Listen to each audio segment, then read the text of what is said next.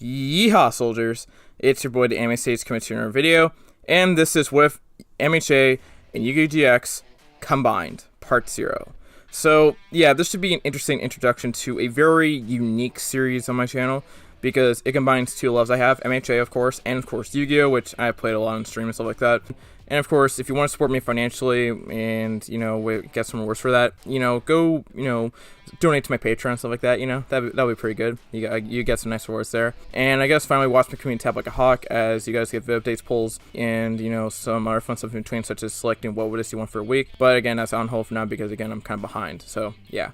Alright, that's probably about it. And with all out of the way, let's get right into, I guess, part 0, which is, again, a lot of background information. But anyways, let's get right into the story. So, we have all the class 1A, and I'm going to establish some of their decks and stuff like that. But first, let me go over the rules. First off, we have a custom ban list that will be used here in this series. Because in Yu-Gi-Oh, there is something called a ban list that usually is, I guess, made to create balance. So, I guess all of Yu-Gi-Oh is not just FTK decks. So, yeah. And love it or hate it, I think the ban list is, I guess, pretty good, in my opinion. But here's something that I'm going to, I guess, do here. I'm going to at least maybe keep out the FTK cards and, put in the actual more annoying archetypes to deal with. So, for example, I'm going to unban the Dragon Rulers and some of the Zodiacs as well. So, they're all going to be at their full power in a way. So, Zodiacs get Broad Bull. Yeah, that's going to be very, very, I guess, annoying for anyone else to face that. But for the sake of the series, it's more so for, I guess, challenge purposes and stuff like that. And I want to have a lot stronger archetypes in, I guess, this series. So, I kind of wanted to unban the Dragon Rulers and, of course, Zodiacs. So, yeah, that's kind of what I'm going with this ban list. But in terms of FTK's cards, they'll either not be used or they'll just be explicitly banned or something like that. So, yeah. Anyways, there'll also be the standard Yu-Gi-Oh rules that will be used here. So, 8,000 life points, 5 cards each players start out with, and of course, the second turn, someone draws a card and stuff like that, because the player goes first doesn't necessarily, draw a card. So, yeah. So, we're just gonna have standard Yu-Gi-Oh rules because I feel like with the decks I'm going to be creating for some of these, I guess, characters like Deku, Bakugo, all these other characters and stuff like that, they're going to be incredibly strong. And I feel like 4,000 life points is not going to be enough to make an entertaining duel, so I'm going to go with 8,000 here and stick with the standard Yu-Gi-Oh rules. Anyways, next, number 3. The worlds of both MHA and GX and the elements of both series will be combined into this one what if. And what this means that, for example, with stuff like quirks in the MHA world, there will be certain archetypes that will be given to individual, I guess, people like Bakugo, Tokiyami, all these other type of characters, stuff like that. They'll be given certain archetypes instead of quirks, and they can use them in a variety of ways for stuff like dueling, making decks, and stuff like that. But always their primary energy is going to be the archetype that they were, I guess, born with. So, for example, I guess Tokiyami will always have black wings, which is spoiler into what deck he has. But he'll always have black wings and always be the primary engine for Tokiyami, even if he wants to have cards that are pretty much well known to, make black wings better and stuff like that. You know what I'm saying? So that's kind of how this goes, I guess. But yeah, this is kind of where, I feel like people are going to be very interested in this because, again, the archetypes that I'm going to be using for this entire series, they're going to act like, in a way, like quirks. So I think you guys are really going to love this in a way. And again, they can upgrade their decks with cards that are known to, make some of these archetypes stronger and stuff like that. But, of course, their primary engine will always be the archetype that they were given at, when they were given it at like 4 years old or something like that. So yeah. Anyways, the story will of course have more of a GX influence in the first season. So there's gonna be stuff like the Sheh Riders and all other type of stuff and Sacred Beasts. But afterwards, it could probably go in the more so direction of MHA because honestly, I think I could more so make the elements of like All for One, Sugar Rock and stuff like that more in line with some of the stuff that was in GX and stuff like that. But instead of like, I don't think I want to spoil for those who haven't watched GX. So I'll just leave it there for now. Anyways, In addition to dueling, this is number 5,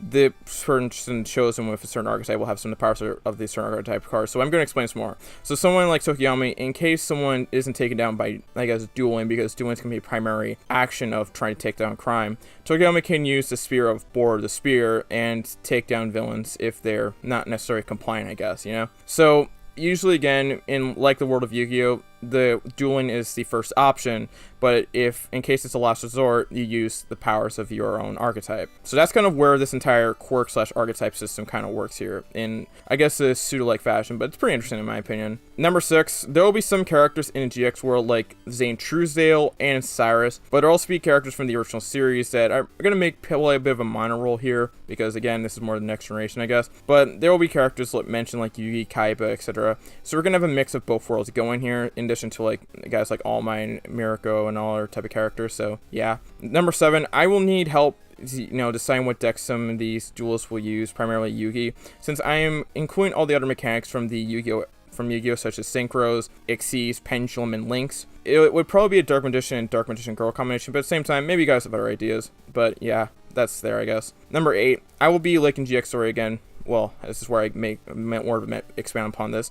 Of course, we'll make the Sacred Beasts have a major role in the story, but not only that, there will also be an association, and if you obtain all 3 of them, you will have their archetype powers. So essentially, you get the Sacred Beast archetype deck if you obtain all 3 Sacred Beasts. That's how it is, I guess. I may also involve the Egyptian god cards in the story, but they're going to be a little more minor because, again, Sacred Beasts are going to take, I guess, all the spotlight, but they will have their anime effects, and I'm aware, there's like some of the Norse support and stuff like that, but I do want to kind of improve these cards just a little bit, you know, because, again, they're the god cards, and since this is kind of a continuation from the original Yu-Gi-Oh series in a way, which if you guys want some, I guess, content on that, well, I'll get to that a little bit later, but anyways, there'll also be some room for OC cards that will make these archetypes for some of our characters, especially our main characters. For example, if I chose Super Quantums with Deku, which I guess is one of the deck options, I'll give him cards that relate to the entire Power Rangers franchise, since Super Quantums are based on Power Rangers, such as Influence from the Dino Thunder and Ninja Storm series, since Super Quantums are based on Power Rangers, so we have literally a bevy of Power Rangers series that we can use, that we can turn into cards. So yeah, and same can be said for other characters and other deck choice archetypes. So I can make like custom Blackwing cards, custom, let's say, Resonator/Red Dragon cards, and other stuff as well. So yeah. Now, here's the next thing. It is possible that these parts are going to be very, very long, as I'll not only be going for general information for the entire story on how it progressed and stuff like that, but I'm also going to be narrating duels. So, yeah. I could somewhat remedy this with Project Ignis and stuff like that, but with the custom cards, I might be out of luck. Now, the most difficult thing here with this entire series is that I have to, again, combine the original series story with the MHA story, and I'm gonna have to, again, we'll be providing some backstory here, so let me expand upon what I said. If you want, you know, if you want a prequel chapter after the series finishes, I will give that to you, actually. I will give that to you if, you know, the series is successful and stuff like that, but for now, I'm gonna leave that be. But again, I'm probably going to, you know, briefly mention it in part 1, so yeah. And next is the dorm system. It will have a bit of a combination of MHA and GX, so there are going to be dorms like Raw Yellow, Cypher Red, and Obelisk Blue, but there will also be some other dorms in between, but that's just the main, I guess, for you in terms of like doing stuff like that. And then we also have my next thing, which is once a couple of loose ends are tied up, such as the choices for Deck and Bakugo's decks, which I will go over a little bit after I go over some of the general rules and stuff like that, I'll release part 1 the week after this part is released. So this part is a guaranteed slot after 1 week, so after you guys support this part, go support part 1 if you want the series to continue moving forward. Finally, feedback is very much appreciated for a series like this, as again, it's not only going to be very long, but it's going to be like a combination of 2 different world sets, sort of in a way related in a way, because, you know, you got like the school sense like that, but it's going to be, you know, have some elements that, you know, people might disagree with, who knows, but like you might want some feedback that could at least help me out, make the worlds work a bit more, but I feel like I did a general good job with this type of stuff. And if you guys want to give me more ideas and stuff like that for the series, leave comments down below. That would be great. Or you can go join my Discord, and I have a chat just for this series. I created a chat because I knew the series would be very expansive and stuff like that, so I created a chat just for a series like this, because I know that, again, I'm going to put a lot of work into the series. So again, if you want to leave me feedback or have ideas for this series, just do that in either my comments, the comments of this part, or of course join my Discord server, which is, again, very important. Now, let's go over the decks / archetypes, I guess, for each of these characters, such as Class 1A, some of the pro heroes, and of course some of the major villains. So yeah, here we go. First off, we have Deku. So we have a choice of 3 archetypes: Super Quantums, Heroes, or Synchrons. So let me go over why I made these certain choices. Super Quantums, because I honestly think that Deku kind of fits with the Super Quantum theme and stuff like that, because I don't know, it's for some reason, like, you talk about, like, heroes and stuff like that with Power Rangers and stuff like that,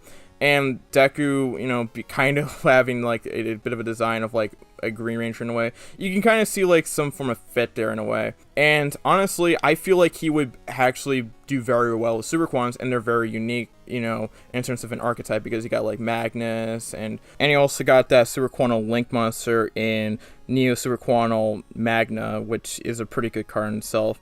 And of course, again, with this archetype, I can make a lot of OC cards, because again, Power Rangers, you could make, like, some Dino Thunder, Ninja Storm, SPD, all the other Power Ranger series, and make those into literal cards and stuff like that for Deku's deck. And it would be pretty interesting, to, see how Deku would, deal with that type of deck.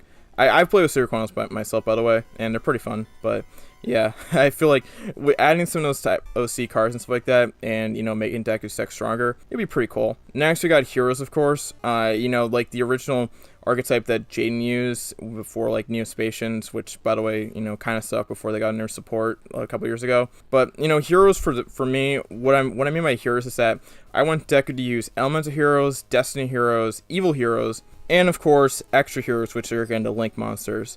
So, oh yeah, and Vision heroes. You can't forget about those. So, why am I giving, Deku the possibility of heroes, of course, or more so all heroes? Because Jaden in the original series used elemental heroes. Well, this is for Deku at full power, because, in Yugioh, in terms of, like, actual Komedo scene, usually refer to heroes as, of course, heroes, because you're mixing, like, the Vision heroes and, Destiny heroes and all the other heroes into one deck, because that's where they're at their best, in my opinion. And I've seen a lot of hero builds with that type of stuff.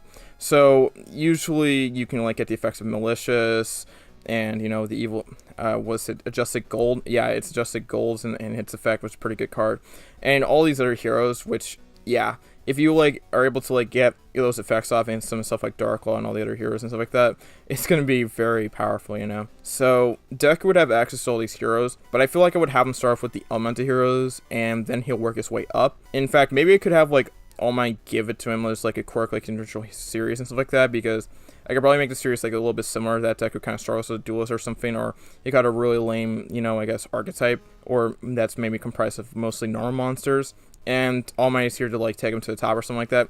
Something like that, I guess. And in a way, that could be pretty interesting for the story, I guess. And maybe we could say the same thing for, again, like, Super Quantums, and of course our next archetype, which we'll go over a little bit after I, finish with Heroes, which is Synchrons. But in terms of, like, heroes, if, like, Deku doesn't really, get the hero archetype, and you guys, like, choose, like, Super Quantums or Synchrons, I might give the hero archetype to All Might, because honestly, that's another pretty powerful archetype, and it's probably the one that matches All Might the most in a way, besides the other 2 archetypes I gave him, because I gave him 2 very legendary powerful archetypes, because, the thing is that I gave all for one an equally powerful archetype, and, well, when I reveal it, well, you guys will understand why I gave him the option for one of those 2 archetypes. But anyways, or if you guys think that, Deku should have heroes, and you like Jaden in the original series, that will be pretty, great, because I do love heroes in my own opinion, because I think they're great, and I love, being able to summon stuff like, Darklaw and Acid and all the other type of stuff. I love Mass Heroes so much. But anyways,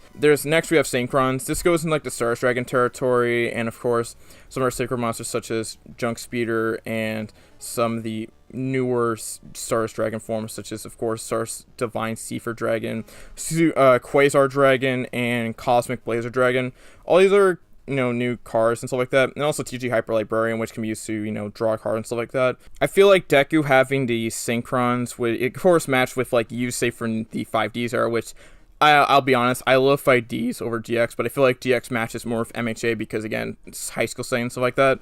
But, you know, it's like, for me, with Synchrons, Deku could have, like, a lot of potential with, like, utilizing the powers of Synchrons. He could even, like, have a couple links in there, or if you want, but he could also probably go full Synchro and just, you know, have drop power for days, because I'm probably going to give him, like, free TG Hyper Library and stuff like that. So, yeah, that's going to be really OP. But in any case, if you guys think that Deku should have Synchrons, you can choose that. But again, the free options for Deku are Super Quantums, Heroes, and Synchrons. So, yeah. And if you think that those could be something like a chosen archetype, or something where Deku is, again, has a very weak archetype and can't really compete with anyone, kind of like Yuma from Yu-Gi-Oh's Exile. So yeah, if you guys will, you know, want to choose between one of these archetypes, I will put out a poll after this video is released on my community tab. So I guess choose between one of those free archetypes. Now for Bakugo, there are 2 archetypes, because I decided to give one of the choices that I was talking about with my, I guess, people in my Discord. I decided to give, like, some increase to Endeavor, and I decided to have Bakugo choose between either Fire Fist or Red Dragon, because there are some, like, more explosive archetypes like Volcanics and stuff like that, but I feel like those don't match Bakugo that much.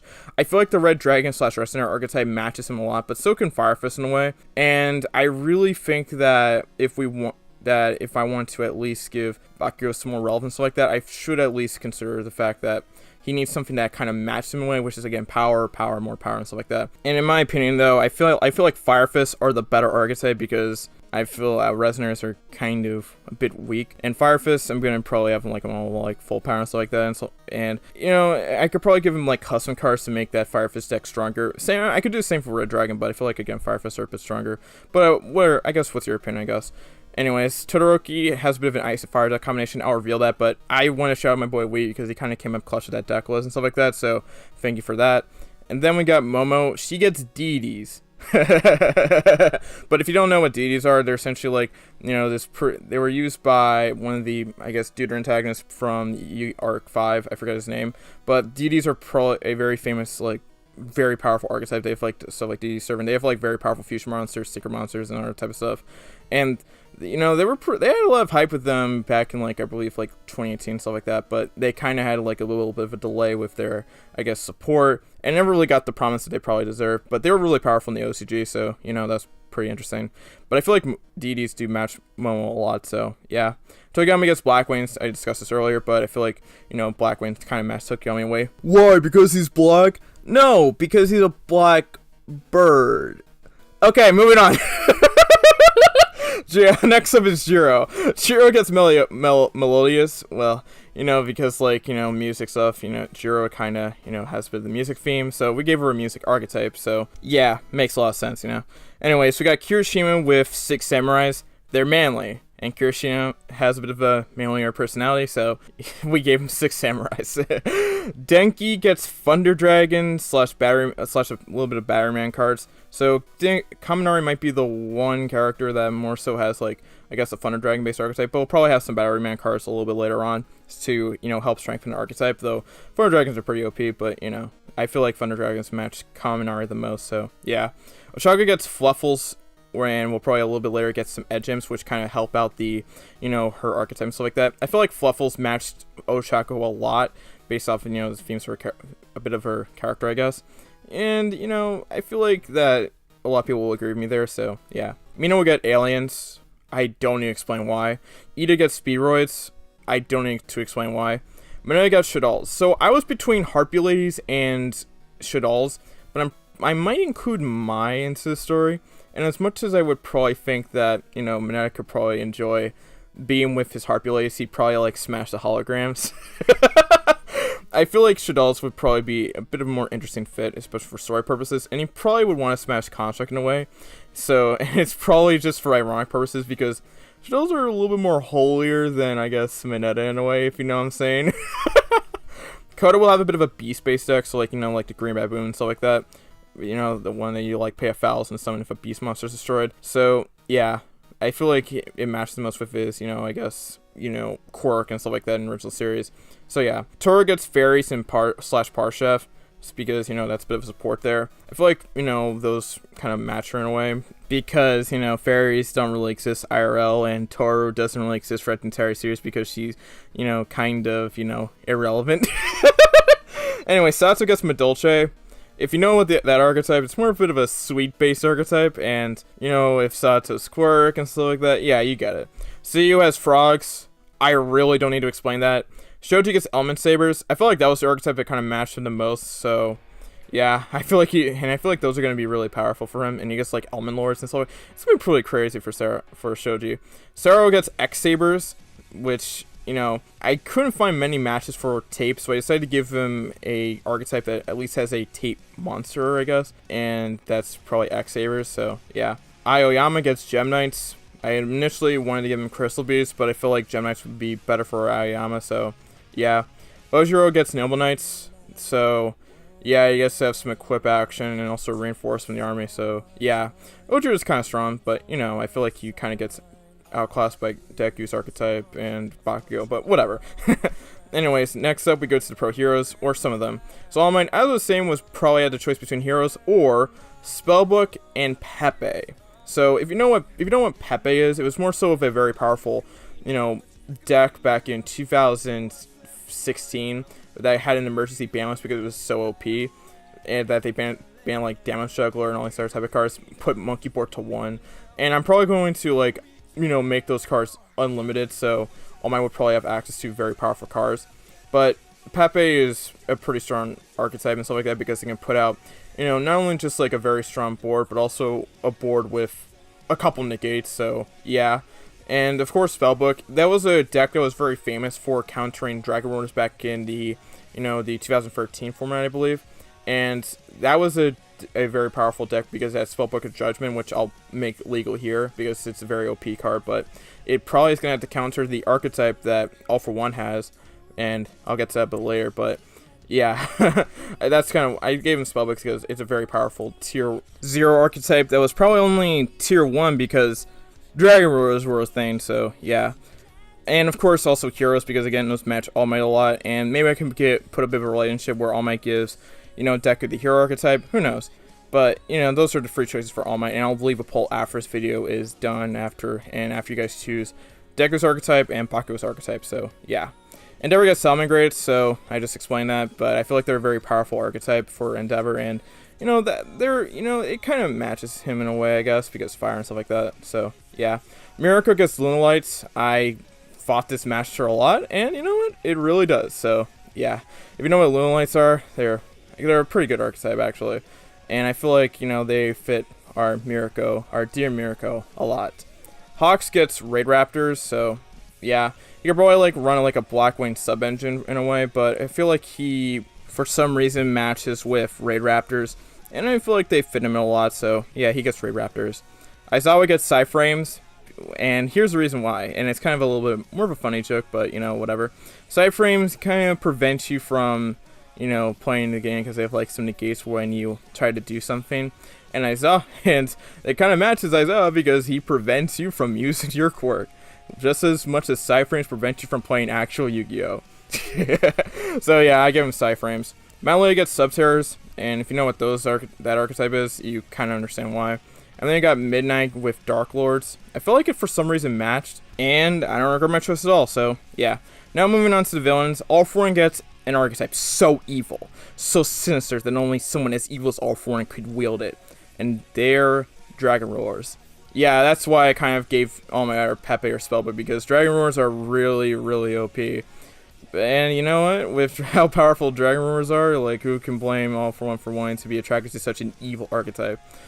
So, yeah, he gets Dragon Roars, which would also probably have, you know, Return of Dragon Wars, which is going to be very ridiculous to deal with, so, yeah. Dawi gets Fam Knights. I don't think I need to explain why. Shigaraki gets Brain Abyss. I don't know if I need to explain why. Toga gets Vampires. I don't think I need to explain why. Overhaul gets ABCs. If you know what the ABC archetype works, ABCs kind of more so have ABC Buster Dragon, which kind of, you know, assembles itself, you know, by removing A Assault Wyvern, B Buster Drake, and of course C Crush Wyvern. and then afterwards he can also like disassemble himself to go back and see the original fusion materials. So, and then he can do this again and again and again and again and again. So yeah, it kind of represents Overhaul's quirk. Converse goes Cleave for it. So yeah, Muscular gets potentially Battling Boxers. I feel like that matches him the most. I could probably give him a better archetype, but I feel like Battling Boxers for now matches the most. So yeah, and Magan gets Metal Foes. So yeah. And Stain, if Deku doesn't get heroes and All Might doesn't get heroes, I think Stain could get Destiny/Evil heroes, because I feel like those match him in a way, and if not, Infernoids. So yeah, if you, I guess, comment down below what you think, and I'll also probably leave a poll here. So I think the decision for Deku's main, I guess, deck would probably be whether or not he gets, you know, heroes or Destiny heroes or Evil heroes for Stain, or maybe actually I could give, you know, Deku one of those archetypes if Stain loses, and those can actually fit into his hero deck. So actually that could probably be another option. So yeah, and that's probably about it for like in terms of like the main villain and stuff like that. And yeah, that's about it for part 0. Thank you all for watching part 0 of What If MHA and Yugioh GX combined. I'm really going to enjoy making this series because, man, this series is going to be massive in terms of like, you know, creating stuff like that, but I think it'll, you know, be worthwhile in the end. Anyways, watch the community tab like a hawk. That's really important. You know, check out people Hill that wrote to support me. Get ready for Whirlpool Naruto part 7. That'll be really great. And of course, you know, follow me on Twitter for get notified my videos, Instagram for me since some more fun stuff in between, and join my Discord server for access for quick access to my content, notifications when I live stream ahead of time, and of course, you know, you get to set some ideas directly. So again, join my Discord server, and of course also for the MHA XGX chat, so you can leave feedback for that series. So again, follow me on Twitter and Instagram, and of course join my Discord server, and also again follow me on Twitch as I do stream over there. And also, one more thing, shout out my $10 patrons, their names on screen, and also shout out to my $20 patron X1 Gamer, and of course my $50 patron Anguish. We are 500 subs away from 20k, so let's get there. And that's all I have to say. Make sure to like, comment, subscribe, turn notifications, and share the video. This has been your boy, the Anime Sage, signing out. Peace, Yordha, Stephanie Sheh, close us out. Bye-bye. Peace. Hi, this is Stephanie Sheh, voice actress for Sailor Moon, Hinata, Orihime, and you are watching Anime Sage.